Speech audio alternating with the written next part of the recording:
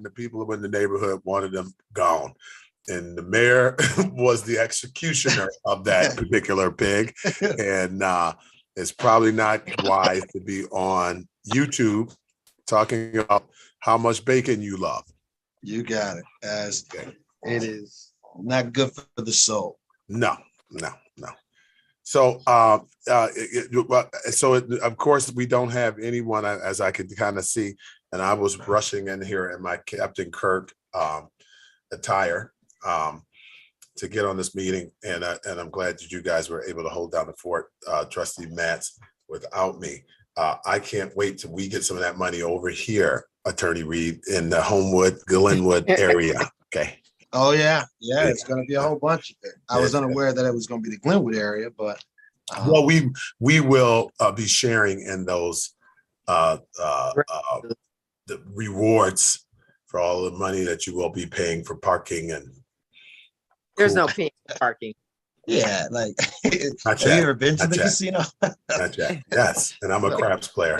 So they want you to come, so they're not going to charge you parking because that becomes. Well, we're already looking at a structure just in case it gets overloaded. Glenwood wants to tap into some of those. Who on earth is going to go all the way over to Glenwood? You can have a shuttle too that shuttles me from Glenwood. Yes, there you are. Yes, I'm going to have a VIP parking spot because I'm going to be there so much. So you don't have to worry about any shuttles or any overflow because it'll probably be valet. I'll pull right up. Here you go, valet. Let me get in here, get my winners, and get on my way. And when they give you the penthouse suite and you don't use it, just pass it along. You got it. You're not going to pay. It will be available, so you won't have to worry about any parking down the street way down in Glenwood. Don't make it sound so bad, Attorney Reed. That's incredibly inefficient. What's good about inefficiencies? Did you see so today, I don't know if you were aware of it, but let me see if I can pull up but a state legislator in Indiana along with her family were killed in a car accident. Did you see this? No. Was that efficient? You're trying to say that was efficient? I'm not on the lookout for such gruesome details. Well, I understand, but neither was she. And they were efficiently, after yesterday's election, they were trying to scurry along the path and get to where they needed to go. And unfortunately, somebody veered into their lane and caused a head-on collision. And her and her family, her and 3 members of her family perished. So I'm trying to find the connection here. Attorney Reed was about to explain efficient. Now you're talking about doom and gloom. I don't see the connection there. Nor do I. Well, she was barreling down the street at a high rate of speed. And you didn't lead with that. Well, even if you did, it wasn't the fact that she was barreling down the street at a high rate of speed. It was the fact that someone veered into her lane. So Jackie Walorski, I don't know if you've ever heard of her, Congress person. 4 hours ago, somebody veered in her lane as she was barreling down the street expeditiously to get to this abortion rally to make certain that she saved those lives.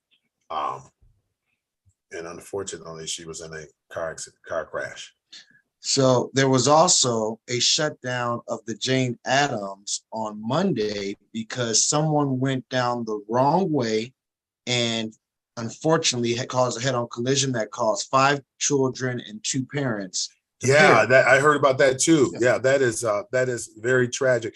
But that's the reality of life. You can be driving at the perfect rate of speed, less than the rate of the speed limit, and someone can come barreling down the wrong way and cause you not to be here. Well, nice try. That is the reason why. Attorney Reed, nice try.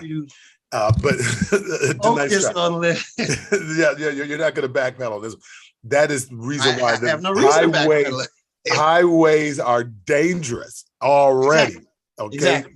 I saw the Matrix. Lawrence Fishburne said, "Stay off the highways." Okay, okay. That was rule number one. If you can avoid them, stay off of them at all costs, unless you may get killed anyway. The only time he got on that highway was when he knew he was going to probably die. It was a very high level of him dying any other way. So my point is, highways, anytime you're barreling down the street at a high rate of speed, like 50, 60 miles per hour, and then you factor in those variables such as people going down the wrong way, that's why we need to drive slower, Attorney Reed. But yet the woman was on the expressway. She was driving slower and someone crashed in there and she still perished.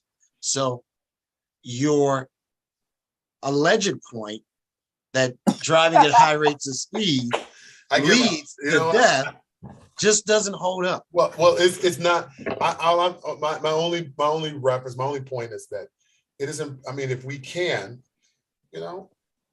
I would compromise efficiency for safety. Yeah. Said I don't make enough videos. So here's address. So we are now live. If you are on out there in the stratosphere, you are live with Attorney Mario Reed. You are also live with myself, Trustee Adam Winston, and Trustee Sandra Matz. We are doing our flat tax like we do every first and third Wednesday of the month at 7 o'clock. And we're just shooting the breeze a little bit because it's the beginning of that month, and property taxes are going to be, property tax bills are coming out. I know that the governor said that some people are going to be getting a rebate. Attorney Reed, will I be one of those persons that would get a rebate when I just bought the house a month ago? Can I count on that check coming back to me? No. Damn. No, you cannot, because you have nothing to be rebated because you didn't pay. But didn't I get it paid for in son of a gun? You didn't pay anything. In order to get rebated, bridesmaid, you gotta pay something. You gotta pay something. Well, but there it is. So you just ruined my hopes and dreams. I was thinking I was going to be able to buy lots of Halloween candy for the kids, but now that you still can, just not because of that rebate. So yeah. That's the key. And it looks like we've lost Trustee Math, but that's okay, because we're going to dive right in. Well, she's back, just like that. And this time she's better than ever. Trustee Matt, how have you been? I mean, I know I gotten a chance to chime in here. I heard you guys talking about the casino. I am a craps player, Attorney Reed. So when we talk about efficiency, and when it comes to gambling, that's the only time that I feel like I'm either going to win big, I'm either going to lose big, but I damn sure ain't gonna be here all night. So I play the craps table, right? And that's my philosophy, right? I'm gonna either win a lot of money with the quickness, I'm gonna lose a lot of money with the quickness, but you'll never see me here from dusk to dawn. So I don't do anything but the craps table, shake them up. Okay, but in any event, Trustee Matt, how are you? You should be getting a nice rebate check, huh? I think I got a rebate check and it was like $100 and something. Yeah. That's no money. Well, you can't even. So Attorney Reed, is that what people can expect? So I'm actually glad that you brought that up, because here is a look. So Governor J.B. Pritzker signs the 2022 Illinois budget, including tax rebates, and the checks will range in size from $50 to $400, depending on a person's tax filing status and the number of dependents claimed. Single people who made less than $200,000 in 2021 are eligible for $50 rebates, with couples filing jointly for incomes under $400,000. Now, that was the income tax rebate. As far as the property tax rebate goes, we won't know that, and we won't know it for a while. And the big reason why is because we still don't know what our tax rates are. Did Glenwood settle on a budget? No, but we did do the appropriations ordinance, okay? And and you know what? Since I got you on the line, Attorney Reed, and I'm so glad, and I'm always in awe about your level of intelligence. You are like that guy on the Dos Equis commercials, one of the most interesting persons on the planet, besides myself, of course. But I don't even drink. That's okay. I'll drink those for you. But one of the things that like this year we there in Glenwood, a lot of talk was around or centered around the appropriations ordinance. And if I don't know if how much you know about appropriations ordinance and the requirements that go around appropriations ordinances. Even though Glenwood is a home rule state, we have to do it by July 31st every year. Can you touch on that at all? Do you know enough about it to touch on it at all? When you say touch on it, what exactly are you interested Can in you touch on? why do communities have to pass an appropriations ordinance each year? If it's not, it's really the numbers can be inflated. The numbers can be inflated. Why do we need this step? So it speaks to the social policy of just because you're a home rule municipality, we still want for our constituents, to our residents, our taxpayers, to be able to know what it is to expect. So your appropriations come from where? Where does your municipality's appropriations come from? What are you appropriating? Well, you know what? So typically, and this is my, it's amazing. Even board members have such little awareness about it, right? And generally, it's been in my experience that the budget should come first, and then the appropriations ordinance. However, that's not how we've operated in the village of Glenwood, and probably many other communities like ours are operating in the opposite, right? So the appropriations ordinance says, okay, we're going to be spending X amount of dollars and legal fees this year, and this number should be, like I said, should be based off of a budget where we spent what we spent last year and so on and so forth. You may inflate it a little bit, but you don't need to inflate it so much where now you feel like you have the ability to go up to that amount without any penalty. So our appropriations, it comes, of course, all of this comes from the taxes. It also should be, in order to get the budget, it kind of helps you to determine what you need to levy, right, in order to be able to cover some of those needs or shortfalls that may be in the budget. But it just seems like many of these communities are actually doing it in reverse order. And I don't think that there's enough awareness about the importance of the appropriation ordinance or how to look at it. So I'm with you 100%. And I'm with you about all of these different topics that we discuss during these workshops and beyond. But in speaking to your point, imagine if a municipality never had a deadline for their appropriations. Do you think that they would ever actually make good on it? No, you know what? I think that you're absolutely right. I think that most municipalities would not do it. But if there's no oversight, Attorney Reed, so really I mean, we have all of these checks and balances per se in place, so that communities such as Glenwood and other communities, because depending on I think everybody's is due. Trustee Bass, I'm not 100% sure, but is everyone's due by July 31st? I don't know if that's just the standard by Maria Pappas or what have you, but I think everyone has to turn in an appropriations ordinance.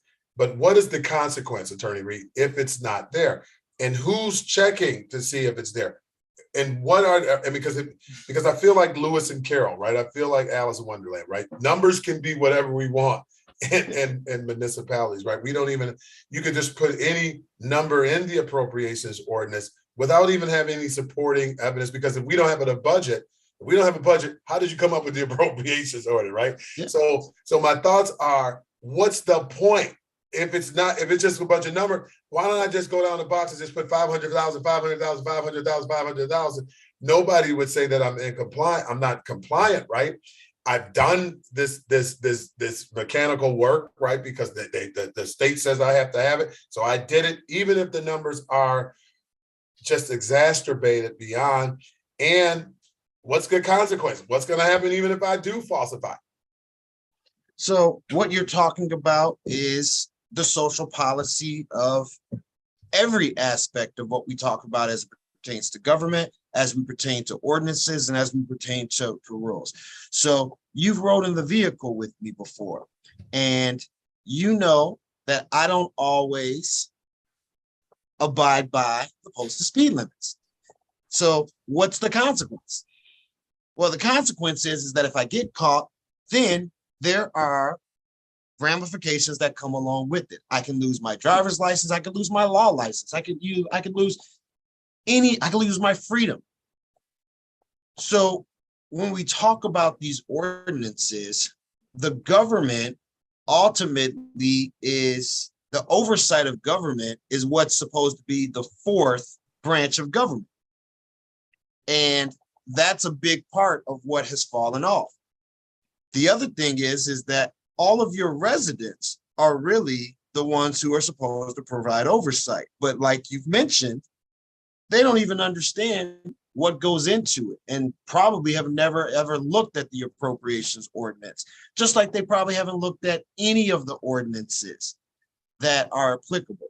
So it is the reason why we're on these calls every first and third Wednesday, is we're trying to be the oversight for our government, our state legislature, which isn't complying with Article 10 of the Illinois State Constitution.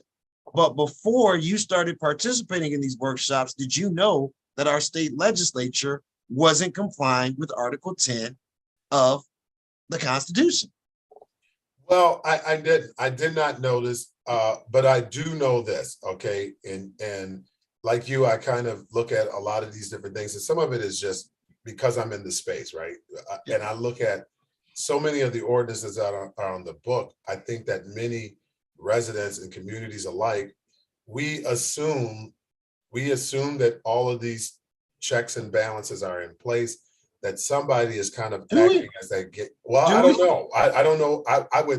I think that before Donald Trump got into office, I don't think that many people saw or were aware of the number of gaps in the process, right? Which, I would disagree. I would be willing to wager a large sum of money.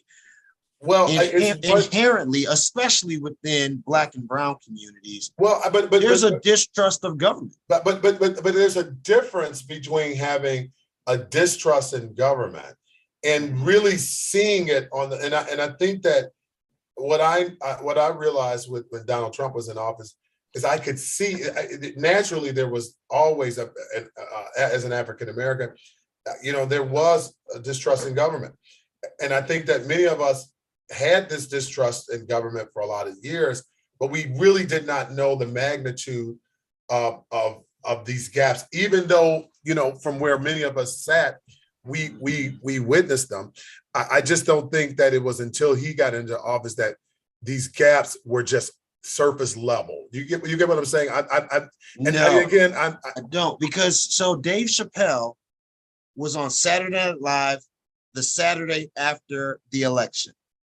And you can go and you can watch his monologue, and he basically highlights the fact that the shock and horror didn't come from Black and brown communities, because we've lived with this shock and horror and just absolute abhorrence to government for all of our lives. It was the other communities that are like, oh my God, what's going on? We have this person who's incompetent, XYZ, but it's consistently been that way. Now, I think the media cycle and the internet and all of these different outlets has made it where we can see things now.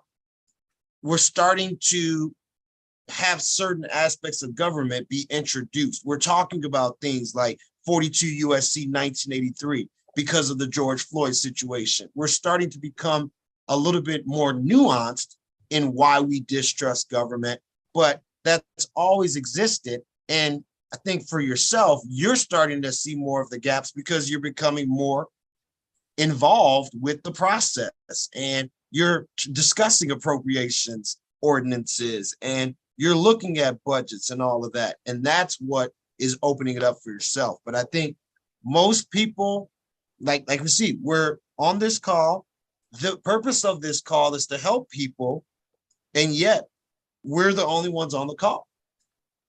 Trustee Matz. And to that point, Attorney Reed, you are spot on. What I see out here is the complacency of the residents, especially in my own community. They leave out of their house, out of their garage, they come back into their house, into their garage. Unless it is actually knocking down at their door a problem, Yep. they don't care. I'm Yeah. not looking at anything. Neighborhood looks fine. Unless Yeah. it is blatant, they're not gonna research it. They're not gonna look into it. I'm good. And And even it's- if it is blatant, they're probably not going to research it. They're just going to go to someone and complain. Mhm. Exactly. Well, it's no What was pain the point. what was the percentage turnout for the our recent primary election? The last turnout, I think only 12% in Illinois turned out to vote. 18% in Cook County. Yep. That'll say- 18%. I think the governor got less than 700,000 votes to become governor. Is And that it's tr- ridiculous? And well, to be fair, that was just from the Democratic. So, because it was the Democratic primary. But Still, yeah, in a state of 12 million people, which we know there's a whole lot more registered voters than just 700,000, especially on the Democratic side, it is. And that's my point, is that the apathy that exists amongst people in general is what allows for these problems to permeate and to persist. So no, there isn't going to be any oversight, and it's not Maria Pappas's job for oversight. So the appropriations actually aren't going to Maria Pappas. Maria Pappas is the treasurer. She's the money woman. Those appropriations, which are part of the levies, they go to the clerk's office. so just take, for example, and there's so many examples out here. When you're looking at what's going on in the village and you're not happy with what's going on in the village, who do you complain to? I'm talking about the trustees. It's not like, who's big brother? Like I can call, Yep. Whoever and say, hey, I need you to come down here because, the mayor isn't acting right. He's not doing what he's supposed to do. He's going around the trustees. He's out of order. Who do you complain to? That falls on deaf ears. I mean, look at Dalton, how Look the at Calumet trustees City. came together and, rescinded her seat, right? So it's like, is that the recourse? Because And you're absolutely right, Trustee Matz, especially because like and like places, and I know that we have people all over that watch this, even if they're not here with us, they're going to see this and they're going to be calling me all day tomorrow. But in places like Dalton, I'm just using them for example, where the mayor seems to be even against the board's control, right? The board is the gatekeeper. It's still spending money. So, Attorney Reed, The board's not the gatekeeper. well, when it comes to spending the money, a mayor cannot spend money without the approval of the board. Now, that's the way it's supposed to be. So that part. So there are supposed to be checks and balances, and there's supposed to be a separation of powers. So I'm with you in that regard. And so the trustees, they didn't actually recall the mayor. They got that question onto the ballot. And as a part of this primary election, the voters came out and they overwhelmingly said, yes, we'd like to recall the mayor. Now, there's another prime example. We're talking about changing the rules in the middle of the game. So now the mayor is seeking her recourse and taking it through the courts. But when we talk about oversight, to your point, Trustee, then that's our system. Our system is that if somebody doesn't like the outcome, the oversight is to go and take it to the courts. So for that appropriations budget, if it's determined that it's, being inflated and it's a sham process, any one of the residents can first FOIA all of the records pertaining to it. Once they receive that FOIA, then they can make a determination and analysis. And then if they say, hey, you guys are running a sham operation, if you guys don't address it, they can then file suit in state court. And that becomes the oversight. It's only when someone actually gets that engrossed and ingrained enough that then takes place. Yeah, but once again, you have people that look at all those steps and be like, one, Yep. do I have the money for that? You know, Yep. I'm getting a lawyer to go to court to really investigate this. Will the other residents chip in, or do they even care to chip in? Right? Yeah. So it just falls on deaf ears. Nobody's doing anything about it. And now you have people that continue to do, you know, the wrongdoings. So now what? Well, it puts them in the same position that we're in, and what we grapple with and what we're grappling with right now. So our system here in America, it was set up as the laboratories of democracy. Have either of you all ever heard of that? Yes. I have not. Okay. So Trustee Winston, what does it mean for the laboratories of democracy? What does it mean? You want me to interpret it? I mean, listen, that is a totally, I've heard of it, understanding what it means, because understanding can I guess it depends on who's in the room, right? Is going to determine. Trustee Max and Okay. me. That's who's in the room. Okay. We're Because, in the room. I mean, everything that I've thought, right? I started off, and I'm going to just pivot just for 1 second before I get back to your quiz, Professor Reed. He But- quizzed you because I told the truth and said I never heard of it, and you said Yeah, Well, I exactly. really, And I it's don't not know a what that quiz. means. I don't It know what was that a means. What question. you think I'm telling you the untruth? Well, No, we I haven't think- Have I heard of we that? haven't heard you explain it. He was like, I didn't know that this was a test for me, Trustee Matz. Why Is do it you a test believe for me? it's- Am I it's on not a stage test. performing?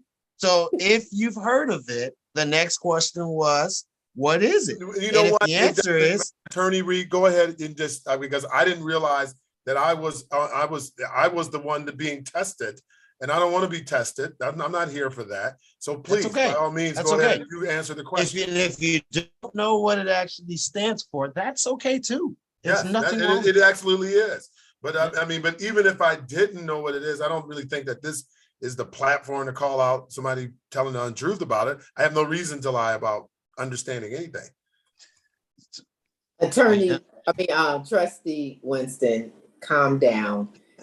You can take a joke. You give out No, jokes. I don't. I mean, Can't it's a take one. All difference of a between sudden- joking, but I don't really like my credibility ever being called into question on a live stream.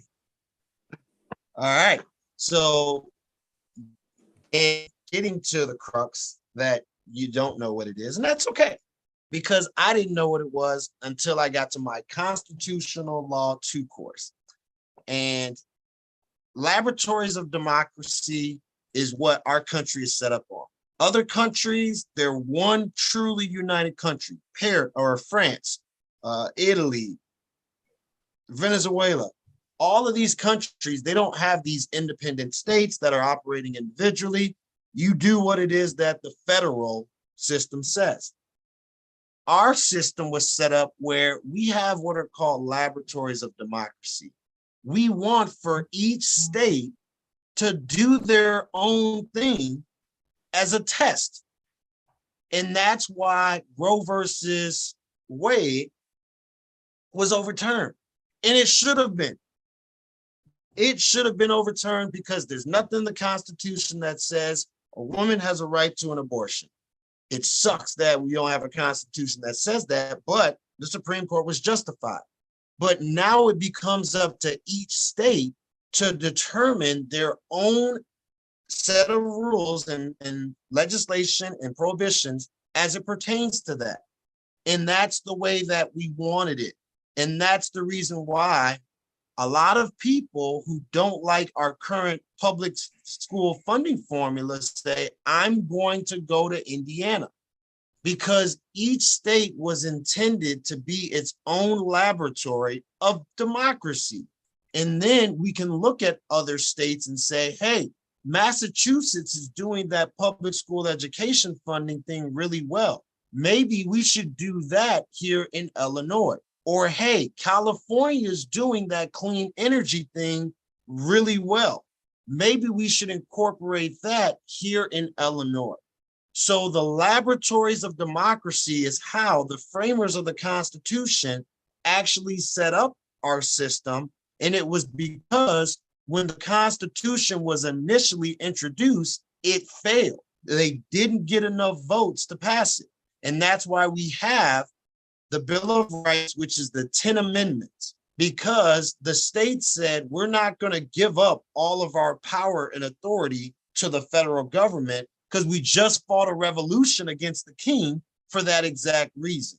So our country is set up as laboratories of democracy, and as a trickle-down effect, our municipalities are.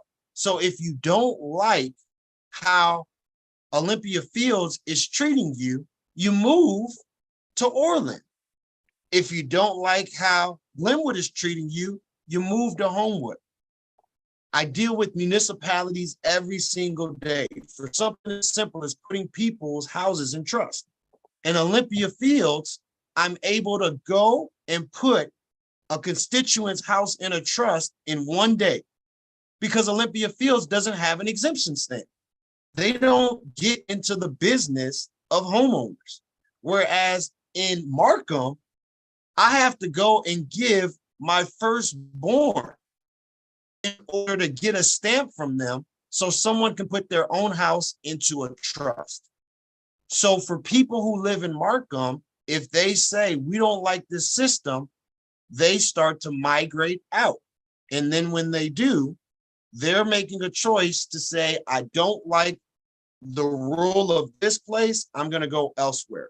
So the real oversight is the market. And when people just keep leaving in mass exodus, then the local municipality is going to have to figure it out. And we have proof of that in Harvey. We have proof of that in Dalton. These communities, which once were very flourishing, vibrant communities, that now don't have that same type of constituency, in large part because their leaders drove them away. So you having a problem putting someone's home in trust in Markham, or you have to say you have to jump through hoops. Did they put that in place because they wanted to protect the homeowners, or what? No.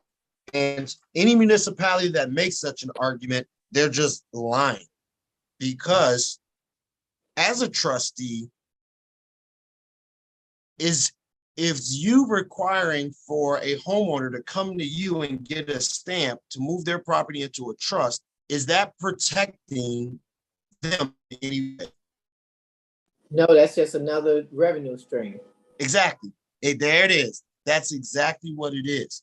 And that's what it is that is so problematic about our system, is that Markham independently, unilaterally saying that homeowner, you have to come to us and get our permission to move your property into a trust, just sets a precedent.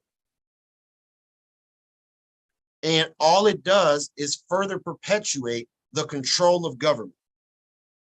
Whereas, and so Tinley Park, I bought the property in Tinley Park. I closed on a Friday. The following Friday, I went down to the clerk's office and I moved it into trust. Throughout this process, we've been able to rehab this home in less than 60 days because we didn't have to pull a single permit. We didn't have to worry about working under the cover of darkness so that the Public Works Department wouldn't come around and put a stop order on the window. We didn't have to worry about whether or not the garage door was open while stone is being cut, because nobody's coming with this oversight. It has been the best experience of rehabbing a home ever. And I've rehabbed over a dozen homes: South Holland, Calumet City, where else? Hazelcrest, East Hazelcrest, Homewood. It has been the best experience ever. So now, where do you think I want to go and do more business and improve the houses?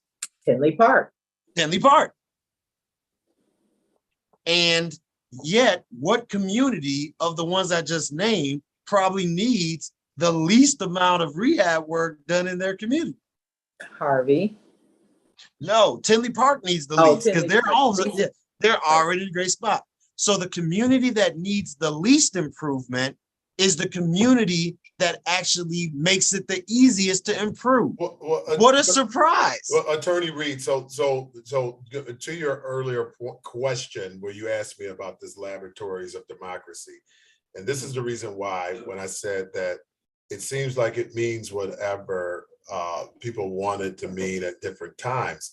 And for example, okay, so you just explained about what the laboratories of democracy is. My issue is when we say capitalism is fantastic and competition is great, and then when the consumer finds another way to do something that saves them a couple of dollars, then like I'm gonna say for instance, when you purchase a car in Indiana, right, to save the money on the tax, what does the state of Illinois do? They tax. They tax you. So if the laboratories of democracy and capitalism is so perfect, right, then why when the consumer, when the resident, because that competition— Who said anything about capitalism? During my explanation, when did I ever mention capitalism? Capitalism is a totally separate concept. I'm sorry. From laboratories. I don't know how we're getting off, how the wheels of this bus are flattening out. I'm saying when you asked about the laboratories of democracy, I'm using this as an example. I'm not talking about you per se, but what I'm saying is if all of these different communities and states are able to run their own way, right? Capitalism is great, competition is good.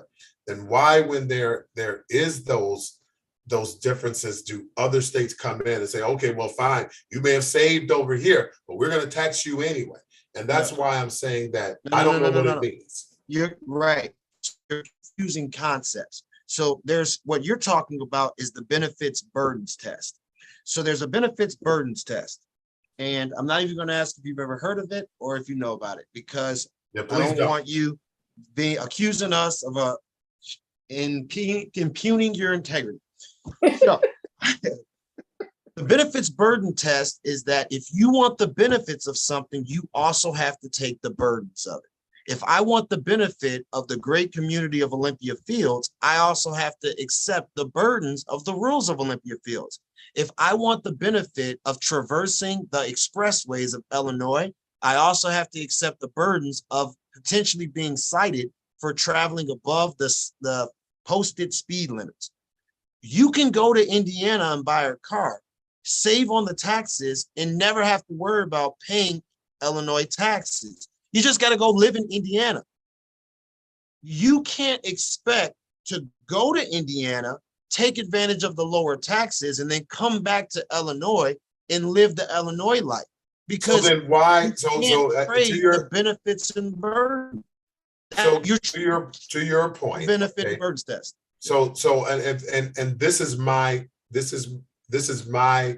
issue, right? Because if that's the case, then why can you live in Indiana and come here and work in the state of Illinois and benefit off of all of the metro train stations and all of the roads and all of the extra stuff, but you don't pay any sales tax to these particular communities? So that's what I'm saying. Sure you do, because when that Indiana resident comes over here, it hops on the metro and then goes downtown, where are they having lunch?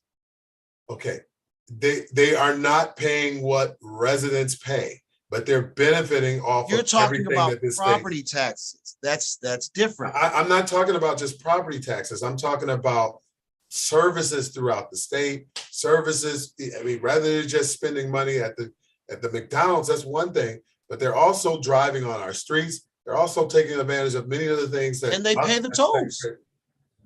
All right, go ahead, Attorney Reed. You can't mute yourself while still talking. But So- also too, Attorney Reed, so if I live in Indiana and I work in Illinois, don't I have to pay income tax? Yep. So You got it. they don't get the best of both worlds.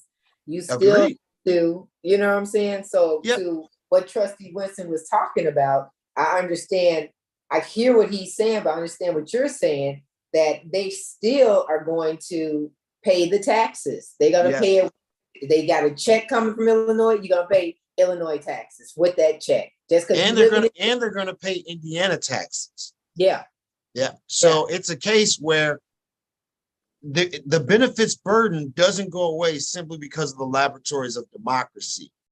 The laboratories of democracy, that if you like what Indiana's doing, you can drive across the border and live in Indiana and work in Indiana and live the Indiana experience.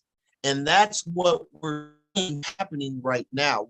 We're migrating away from a federalist system where we have protections at a federal level for Roe versus Wade, and all of that stuff.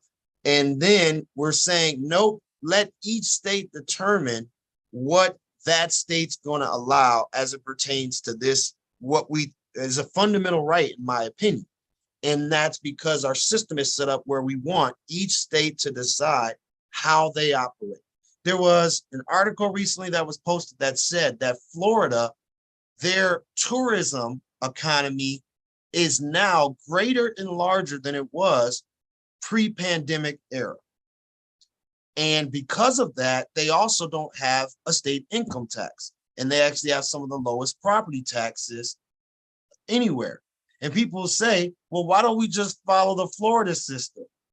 But the reason why is because we don't have Florida's weather year round. We don't have Florida's theme parks. We don't have Florida's attractions and all of the other things that Florida has. We also don't have Florida's hurricanes. We don't have Florida's backwards government in terms of how they do things, where they can't even say the word gay in school anymore. So anybody who says, man, I hate these property taxes in Illinois and I hate this income tax in Illinois, I'm moving to Florida, they make that decision, but they also give up the abortion right protections that are here in Illinois. They give up the somewhat logical government and governance that pertains to having social services for the underprivileged and things like that. So, Trustee Winston, while I understand your frustration with Indiana residents crossing the border and using up all of Glenwood's resources and not paying property taxes to support them, they do actually still contribute to the burdens. It's just not on a magnitude that you may like, but it's because actually being burdened where they're at. Right. And they're not really getting away. You know, I You hear got it. people talk about, oh, I'm moving to Indiana, their property taxes are less. So yeah, their property tax might be less, but now you got 28 other taxes that you didn't have over here that you're gonna have to participate in. I don't think people look at the big picture. They just are like single issue voters. Like, you know, some you don't look at the big picture, but as soon as they're talking about abortion rights, boom, shakalaka. Now I'm going to come out and vote and make sure that my rights are protected. Not to mention all the other calamity that was around them and that still is around them, but they only came out because of that one thing.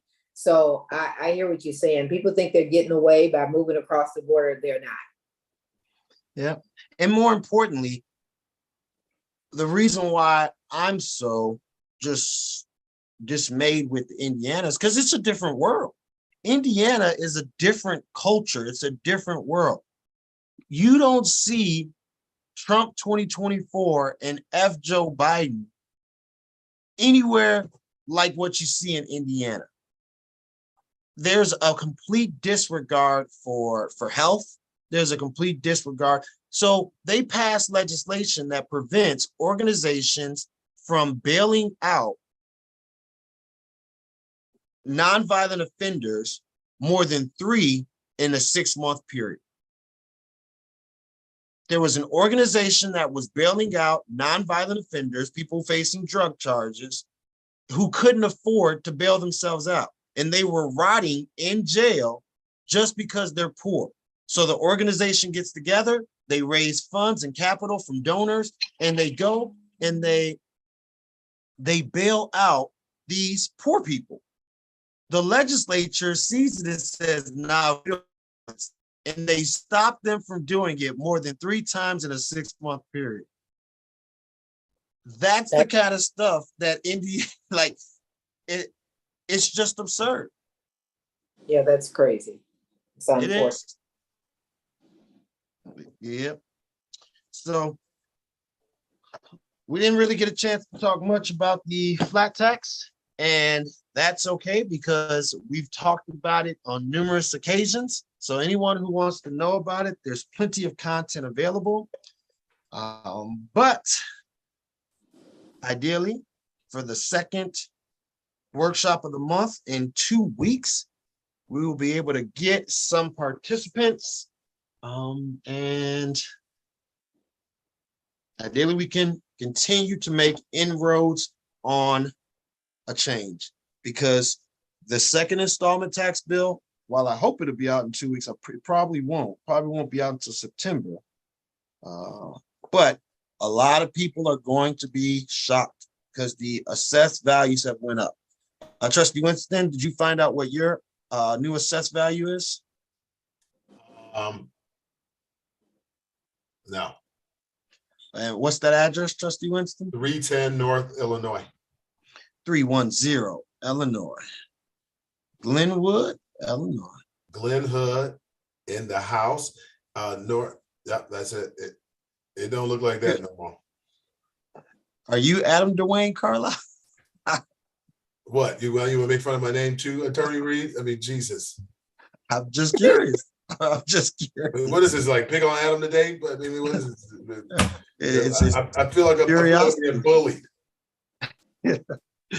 So your tax bill is going to be increasing Fuck. I mean, substantially. I hope you got the proper credit.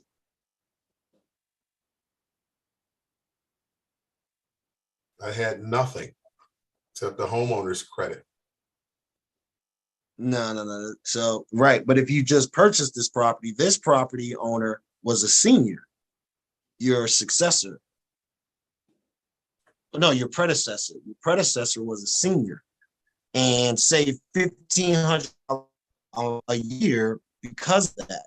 You are not a senior in spite of that full head of gray.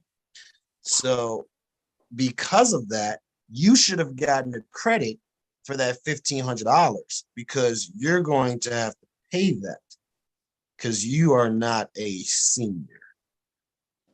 So On yeah, you top should have of gotten what's out, he's got to pay that. If he didn't get a credit, he's got to pay that on top of what's coming out.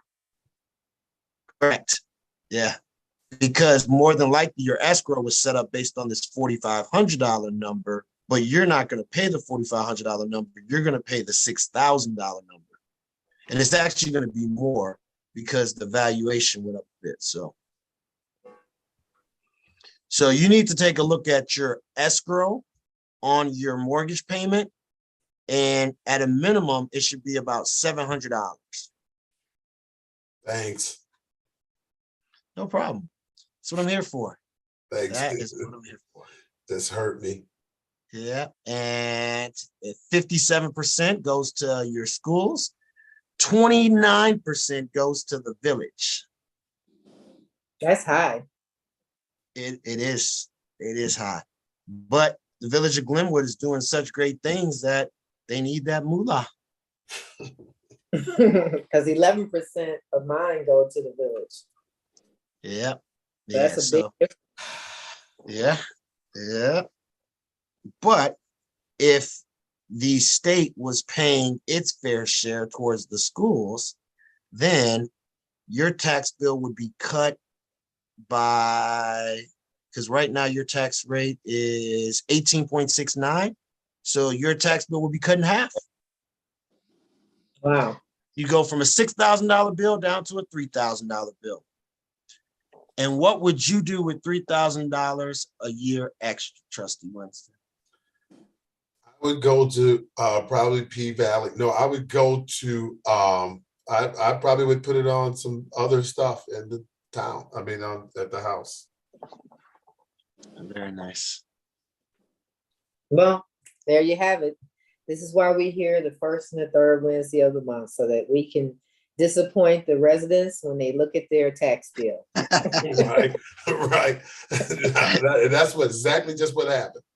But also motivate them to support an initiative that can bring about $3,000 a year in savings, $30,000 a year, 10 years, $100,000 over the life of a 30-year mortgage. Absolutely. And that's why we are here. And this has been a great session. I've learned a lot outside of our property tax. Thank you, Attorney Reed, for always being the subject matter expert. I tell everybody how much of a genius you are, and you have to kill me to get rid of me. Well, thank you kindly. And I'm glad that I'm not interested in getting rid of you, so we don't have to worry about killing you. But Trustee Winston says that if you drive on the highway a mile over the speed limit, you will die. So be careful. Wait a minute. And Attorney don't Reed. ever Attorney Reed. drive in a mile Warp per hour speed. over the speed limit. Warp speed is not a mile over. Okay, warp speed is Attorney Reed going by the speed of sound to get to those particular destinations. So this past Sunday, I needed to go down to Fairview Heights in order to purchase a dryer. It was an open box dryer. The savings was $400 off of sticker price. So I needed to travel down to Fairview Heights. Google said that it would take 4 hours and 9 minutes. What? Yep. Because it's St. Louis. So it's literally like the next town over from St. Louis here in Illinois. So I drive down there and I made it in 3 hours and 2 minutes. Oh my God. And how much gas did you spend going? So I ended up spending approximately $130 in gas. Round trip. Round trip. So still a $300 saving. But I also saved 2 hours worth of time by driving as efficiently as I did. That's 2 hours of my life that I gained thanks to efficient driving. You are amazing, Attorney Reed. I have never, ever heard that before, but you have learned me something. Trustee Matz, next time you should ride in the front seat. No, I was laughing too hard in the back seat. I was laughing at the front seat passenger, knuckles getting white. Yeah, for no justifiable reason. None whatsoever. None. Well, I think we're about at our time. It's 8:02, and this has been a fantastic session. And Trustee Adam Winston, my apologies again. I never want you to feel that we don't think you are as brilliant as you are. Never that. So my apologies.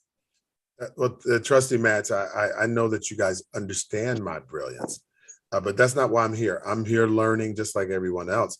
And I am okay with learning. I'm okay with taking my seat beyond, but I just don't want to get into the we're all here trying to do the work, right? And we're not in competition with one another. We're not. We're here putting in the sweat equity that's needed in order to advance this property tax initiative forward. So I want us to make certain that that's what we're working on, not character destroying. Okay, because I don't want to be destroyed. I got enough people to fight with, not my friends. I don't want to fight with my friends, and I consider you guys that. Excellent. Well, no, nothing better to end on then you telling us that you don't want to fight. So, all right, have an excellent one. Attorney Reed, I will see you in 2. Trustee Matts, I'll talk to you soon. Right. I need that little stuffed animal. Okay, it's right here. All righty, All right, Have and a good then evening. I will talk to y'all later. will do. Okay, Bye-bye. thank you. Bye.